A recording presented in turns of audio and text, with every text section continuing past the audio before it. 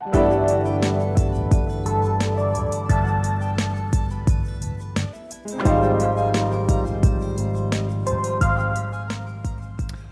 and welcome to The Holistic Way. My name is Todd Hart and I'm the host of the show. Today I'd like to welcome my guest, Dr. Mark Brancato. Dr. Mark, welcome to the show. Great to be here. Dr. Mark and I go back many, many years, and then we didn't see each other for a while, and through the magic of Facebook and the yoga community, we actually were able to reconnect. So wonderful. Yeah. I'm very happy about that. So introduce yourself and tell us about what you do. Well, I'm a doctor of acupuncture, and I've been practicing for 15 years, and I've found my calling. I just love it. You know, I love helping people in this way in terms of healing recent events, traumatic events, physically, but also emotionally. And underneath most people's health issues, there's always an emotional component. So I really enjoy treating the whole person, not just the symptoms. So what attracted you to this modality over something else? What was it that led you to it? I had utilized acupuncture and also herbal medicine for many years before I became an acupuncturist. Never thought about it as a career until after I had a restaurant. I used to be in the food business, organic food business. And when we closed, I was kind of praying for guidance, like, what do I do next, universe? And I had a series of dreams that led me to this. I actually had a dream where I was walking down a winding road, and I walked past a man and woman dressed in white coats like doctors, and as I walked by them, they were talking glowingly about acupuncture. This is the way of the future. Wow. And I woke up and I knew. I just knew. That is really cool. Yeah. So can you tell us about the history of acupuncture? Where did it start? Where is its origins from? Well, it's very ancient, of course. You know, it's in China, probably at least 2,500 years old, and even longer. In very, very ancient times, before metal was used, they actually used slivers of stone or bone even as rudimentary acupuncture needles. And many other cultures actually used acupuncture, rudimentary forms of acupuncture. Even the Cherokee Indians in this country used thorns as rudimentary acupuncture, although it wasn't as scientific as the Chinese style. Now, has it evolved as medicine progresses? Do you learn more about the body, and do they change, like what are they called? Is it meridians? Is that what they're called? Or meridians and acupuncture points. Right. Some things have not changed, but of course, with modern technology as well as modern knowledge about physiology and psychology, of course, acupuncture has grown with that. But some of the old ways of referring to different body systems or different problems in the body, sometimes they can be translated into modern terms too. The word qi, even the word qi, what is qi? It's vital force, life force. Is it neurotransmitters? Is it hormones or enzymes? I mean, but there are correlations, and you can make them. Interesting. So who's the average person that would come see you? Is there like a standard makeup of person that comes to you, or is it just varied? It's very, very varied. Age-wise, very varied. I have children as young as 5 or 6 or 7 years old, and I have a couple of people coming to me who are 95, 96 years old too. Wow. So it's wonderful, and gender-wise too, very varied. I'd say probably 60% female, 40% male. And people come for many, many kinds of reasons. I mean, people know acupuncture for its pain, analgesic qualities, but people come for other reasons too, like allergies, asthma, digestive issues, women's health issues. Fertility is a big thing too. Both men and women? Both men and women, actually. Oh, yep. wow. Yep. And also mood issues and sleep issues, stress. I think stress is underlying most people's health issues these days. So we like to address that in every treatment. So when someone comes to you with an issue, say a backache or a neck ache, how many times do you see them before they start seeing relief? And then do you then say you need to come back every 6 months or a year? How does that work? Well, sometimes it really depends on the person and on the situation. Some people can come in for back pain and have one treatment and they're cured. Some people, if it's been a very serious injury or it's something that's been going on a long, long time, it might take longer to treat. So in the beginning, I might have a patient come once per week. Once every other week, sometimes even twice per week for an acute injury. But I gradually taper off, and some people come once a month for tune-ups, once every season for a seasonal tune-up. Many people come for general stress support every other week or so too. Yeah. I was going to ask you about that, like just general well-being. What would you recommend to someone that maybe isn't in pain, but they just want to experience acupuncture? How would you approach that? Well, I would do an intake. I would ask them all kinds of questions about their health history, about their different body functions, and any health issues they may have, and sleeping patterns and digestive issues, that kind of thing, and also how they're if they take any medication, if they have any allergies, and get a kind of a baseline. And then based on that, I'll do a treatment. Sometimes I do an introductory treatment where I'll introduce them to how acupuncture feels, because sometimes people don't know. This is all new to them. So I want to introduce them to what the sensation of acupuncture and being in that state of treatment is like. And most people after a treatment, they say, I had no idea it was like this. They love it. They love it. Now, is it covered by health insurance? Is it something that people have to pay out of pocket? How is that handled? As far Increasingly, it is. I mean, there is more and more health plans do cover it. Blue Cross, United Healthcare, and Harvard Pilgrim and Tufts have a number of plans that cover acupuncture. Pretty soon, I think Medicare will cover it too. That's in the works. But if someone doesn't have acupuncture coverage through, it's a rider for acupuncture. In Rhode Island, at least, it's a rider. And also, I think in Massachusetts, it's a rider for acupuncture. What does that mean? So it means in their policy, if they have a rider that includes acupuncture in their policy, then they're covered. So I know Brown University has the rider, and Care New England system, the hospital system has the rider. So I have a number of patients with acupuncture coverage, but if they don't have coverage, it depends on their situation, but if I feel they need to come for extended treatment, I do offer sliding scales, obviously, for people. I never turn anybody away. Right. Oh, nice. Now, where's your office located? I'm on Warwick Avenue in Cranston, Rhode Island. Okay. Yep. Is it a name of a practice, or is it just your name? It's my name. The name of the business is Nourishing Health. Okay. And nourishing is a word I chose because of my background in food. I felt like nourishing really reflects my beliefs. Now, are you still involved in the food industry at all? Well, I do a lot of dietary advice. I'm also passionate about cooking as well, not just the nutritional aspect of food, but also the enjoyment and the love of food. I think that in this country especially, there's a lot of fear around food, a lot of guilt and all these other things, and I think people need to get over that and just enjoy the exuberance and wonderfulness of food and how it is. Good food should be healthy. It should look and taste good, but it should be healthy, and it naturally is if you do it right. Mm-hmm. Now, do you subscribe to any sort of vegan diet, vegetarian diet? What's your? I'm kind of a locavore kind of person, I guess you could say. I believe in locally produced food and food produced without hormones and antibiotics and pesticides, et cetera. But I'm not fanatical in the sense of like feeling that excluding certain food groups because they're inherently bad. I do feel that being respectful to all forms of life is important. So to me, I don't feel like eating only plant food is the way to go. I think that animal food can be very beneficial. Some people do need more animal food. Some people don't need as much. But if the food is produced lovingly and carefully, I think that's what it's all about. Okay. Getting back to the acupuncture, do you find that some people have a fear of the needles? Because I personally don't like being injected with a needle, but I've had experience with acupuncture and it was fine. How do you address that? I know some people do have that fear, and I reassure them. I even do a test needle sometimes so they can see what it feels like, and I explain how it feels. It's not at all like having a hypodermic needle, a shot, or something like that. The sensation is barely noticeable. Sometimes you don't feel it at all. You might feel like a little mosquito bite, a little prick or something, but it's instant. But it's not an uncomfortable feeling. But the feeling afterwards, of course, when people finish the session is profound. Sometimes people feel like they're floating off the table. It's a wonderful, almost an out-of-body experience. You know? So what is exactly happening when you put a needle in? What is it doing? Is it removing pressure from a muscle, or what's happening? They're being placed on points that are along what we call meridians, which are pathways for energy or for chi in the body, almost like highways of energy. I like to use the analogy of, if you have a system of highways, north, south, east, and west, and if everything's flowing smoothly, people are happy. But if there's a traffic jam or construction or an accident on the highway, the traffic gets backed up.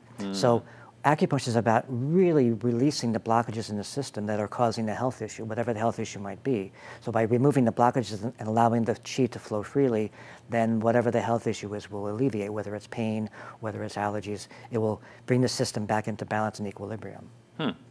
Now, is there something physically blocking? Is it something in the veins, or is it more energetically? Sometimes we do refer to blood stagnation being one of the significant causes of disease. So blood stagnation, a slowdown, not necessarily a stopping of blood, but a slowdown of the flow of blood can cause a lot of illness, of course, and aging too. It's a big part of aging. So, acupuncture, by improving the flow of life force of chi in the body, it's going to naturally improve. Chi leads blood, so by improving the flow of chi, the blood will flow more freely too. So one reason why people feel so much better is because that which was blocked is now flowing again. So people just feel such a sense of relief because things were building up. Now, how does this compare to acupressure? Is that similar? Is it the same? Acupressure, shiatsu, those kinds of therapies are similar. They don't act on as deep a level and as long-lasting a level as acupuncture, but they operate on the same principles along the meridians. So a shiatsu therapist will use points along meridians on the legs or arms and on the abdomen and elicit a certain response too. Acupuncture, I think, has a kind of a deeper effect though. And then reflexology is mostly the foot? Primarily feet and also hands too. Okay. Yeah. Interesting. I like to include a little bit of reflexology into my sessions too. Oh, you do? I do. At the end of the treatment, that's my dessert. That's my culinary background. Dessert after the treatment is a nice foot massage. And it's low calories as well. Absolutely. Yeah. I love it. Now, you brought some other stuff with you here today, so why don't you go through some of that thing? Besides doing acupuncture, you also do some other things as well. Well, the needles themselves, of course, are a big part of acupuncture. I brought some samples, and we'll do a demonstration later, of course. Yep. One big part of acupuncture, too, in treatment is cupping. We do cupping on for many purposes. Traditionally, cupping was used using a glass cup and using a flame to light underneath the cup and create a vacuum underneath and then pull it away and place the cup on the skin, which pulls the skin up because there's a vacuum underneath it at that point. And by doing that, it helps to relieve muscle congestion, blood congestion, and it allows the healing. Usually when there's an injury, there's a lot of stagnation of blood and chi, so you want to relieve the stagnation to allow healing to happen. So by doing that, you're allowing the tissues to get nutrients and get rid of waste products properly. So is that if you've had a knot somewhere in your back? And it's fantastic for that. Okay. I mean, it really is. So now most people tend to use the vacuum pumps. So the vacuum pump uses the cup and it removes the air from the cup and the air is placed on the skin, and that will it raises the skin up. It does leave marks on the back, and sometimes people don't like that during the summer, especially with the beach season. But it is profoundly healing for many conditions, including chronically tight back and neck. I mean, people love having that release of that tension in the shoulders, you know. Wonderful. Another thing we do a lot is 7-star needle. The 7-star needle is it's like a little hammer. And very often, for instance, and I might do it in combination with the cupping. Okay. So for instance, if someone had knee pain, especially on the inside part of the knee, it's a very common like runner's knee, I would tap it for a while with the 7-star needle until it gets really red, maybe even a couple of little drops of tiny little, you know, but basically very red. And then I would put the cup over it and leave it on, and sometimes that will just relieve the pain almost instantly. Wow. Because it really takes away that energy that's kind of stuck, and the person can feel the heat leaving the body, and then they feel better. It's like magic, but it's amazing. That's really cool. We sometimes use magnet therapy, either during or after the treatment. Sometimes we'll take magnets, either very often I'll use stick-on magnets. These are like little Band-Aids, and you can stick them on the skin, and for longer-term therapy to take home with them. They can leave it on for a few days or even a week. Now, you have some kind of an electronic device there? Is that connected to the magnets? This is electrostimulation. So if we connect 2 acupuncture points with electricity, that amplifies the chi. So it actually, like for certain kinds of back pain, sciatica, this can be very helpful for help. So you connect that to the actual needle? To the needle, to the head of the needle. Wow. Or to the body of the needle, and that helps to, by enhancing the flow of chi through the system, it actually will speed up the healing for certain types of, it's not always necessary. I mean, and sometimes when I'm doing acupuncture, I don't necessarily have to treat the area of injury or pain. If a person has sciatica, let's say in the buttocks, I don't have to touch the buttocks area to treat them. I can actually treat from the hand. Wow. And so if in that case, very often, I've had a couple of people come to me with long-term sciatica, and after one session with the hand points, they're better. Well, there's also something on the heel as well, isn't there? On the heel sciatica line. Well, there are on the heel of the hand. There are points that actually treat the heel of the foot. So when people have heel spurs and plantar fasciitis, you can actually put needles in the heel of the hand. It's like a mirror image of the heel. Right. And that's a very interesting way. Usually on the opposite side of the body too, which is fascinating because you often can treat using distal points, not local points, and you can actually get profound results with that.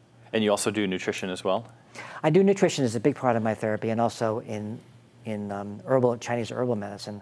I usually do prescriptions, or I do these are patent formulas. So for different things like arthritis, or for stress, or for allergies, that kind of thing. Very effective, and digestive issues. Very effective too.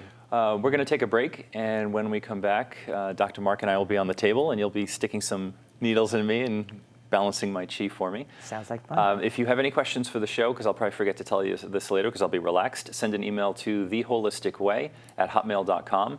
And thank you for watching, and we'll be coming right back, and I'll be on the table, and Dr. Mark will be giving me a treatment.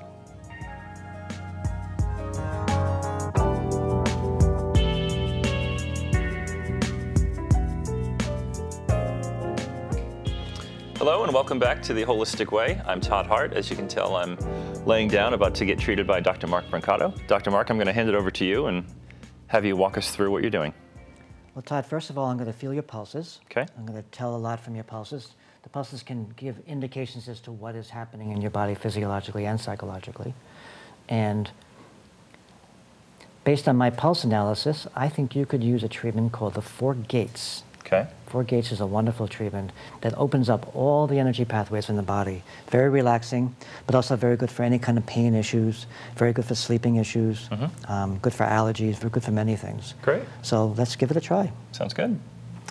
So first, I've just washed my hands. I'm going to dab each point with alcohol so that it's sanitary. All the needles we use, of course, are disposable sterile needles. So we don't use any needles twice. They're only single-use needles. And we usually leave the needles in for typically for about a half hour to 40 minutes. And during that time, people get very relaxed and they feel, people usually know when they're finished. They feel like they feel complete. And the first point I'm going to do is called Yin Tang. It's on the forehead, near the third eye point between the eyebrows. And I've done this on animals too. It's actually very relaxing, even for pets, even for dogs. I've actually had this done, so I enjoy this one. Yeah, it's very, very nice.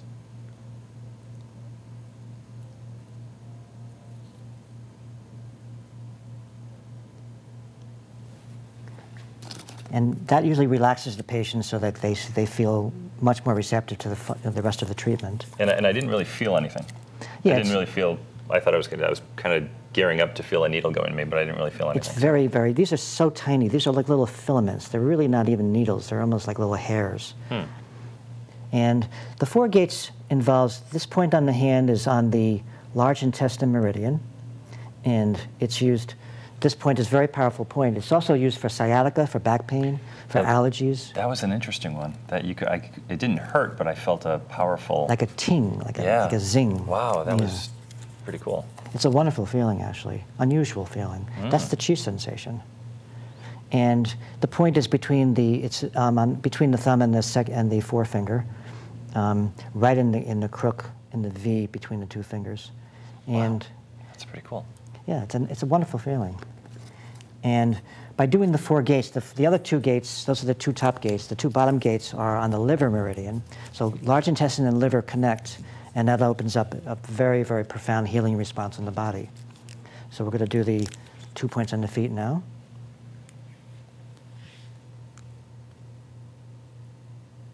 This point is also used for all kinds of gastrointestinal issues. It's used for women's health issues.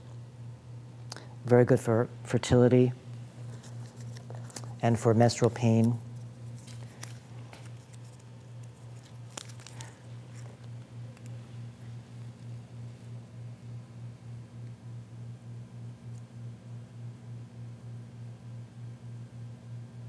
Also, when people have extreme anxiety, I find that this treatment is very, very good for anxiety as well. And then I like to do points in the ear. The ear is like a map of the whole body, so you can actually treat the whole body from the ear. And I sometimes do a protocol called the NADA protocol, or a detox protocol, which is 5 points in the ear that can treat PTSD. I treat veterans with PTSD just using ear points. Wow.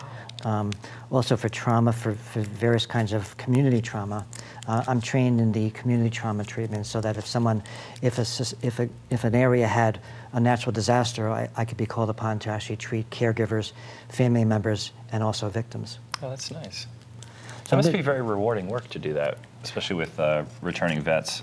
Oh, I love it. I really love it. It's wonderful to be involved in a profession where you love what you do. You know, and I really do. Passionate about it.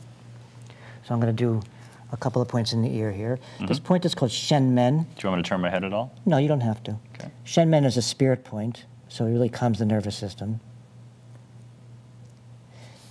And the needles that are used in the ear are very, very tiny little filaments. They're shorter than the points on the body. So I'm doing Shen Men, and I'm doing point 0, which also has a calming response.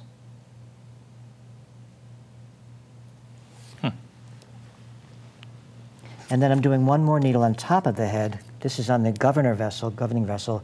This helps to release, this helps to kind of integrate the whole treatment. Also has a very calming effect too. My feeling is that when the patient is calm and receptive, the healing response is going to be that much stronger. When the stress is relieved, then the body knows what it needs to do to heal. We just have to give it a chance. And that's pretty much it. I sometimes add a point on the stomach chew for, it's not necessary for this treatment, but sometimes it helps to integrate this particular treatment on the meridian that runs up the center of the body. But that's it. So you just would relax and kind of listen to music. I play nice music in my treatment rooms. And I usually keep my patients very warm. If there's air conditioning on, I don't want them to get cold, so right. I have a heater on the bed, and also I have infrared heat lamps too, so that keeps the feet warm. And after about a half hour to 40 minutes, I come in and they say, "Oh, so fast?" But people usually feel complete. After about a half hour to 40 minutes, they feel like, okay, I'm ready. And they feel, sometimes the people leave the office and they say, "My gosh, I haven't felt this way in years," literally. It's a wonderful feeling. Yeah. I already feel very relaxed. Yeah, it's an instant response, it really is. Yeah. And sometimes after the needles are placed, I feel the pulse again. You can sometimes see a change in the pulse even after the needles are inserted. And in your case, I actually can. The pulse is much less tight, much less rigid than it was. It has more give in it. So immediately, I've seen a change in your pulse, too. Wow. I just felt a strong sensation on my forehead, my top of my head. And then it went away. That was interesting. And sometimes when you're lying there, you do feel little sensations of little almost releases, and they come and they go. And those are all manifestations of the body bringing itself back into homeostasis. So it's a wonderful thing. And what is this treatment called again that you're doing? This is called 4 Gates. 4 Gates. It's a pretty good introductory treatment for someone who hasn't experienced acupuncture, but even for people who have, it's a very, very, very useful treatment for a variety of reasons. Yeah. And then after the session, I often will do a little foot massage. I like to do that because it's a nice way to kind of ground the person after they've been resting for about a half hour. Doing the foot massage helps to kind of bring them back to earth, because they might have been floating up here a little bit. I actually feel my breathing is improved too. Not that I really had any issues coming in, but I actually feel like I can breathe deeper right now. Well, it produces deeper breathing. Many people even people with asthma find this treatment. I do other points for asthma as well, but asthma responds very well to this treatment too, because it opens up the chest. It opens up the center part of the body. Yeah. And many people walk around with accumulated, because of the stress in their lives, so much built up blockage in their body that's affecting them physically and psychologically, that when they have a treatment like this, they go, "Oh my Lord, they had no idea they were feeling so tense." Wow. You know? It's good. They forget what it feels like to feel good and relaxed. Exactly. Exactly. Yeah. Yeah. Let me see your tongue also. Sometimes I look at the tongue. The tongue can show changes over a longer period of time.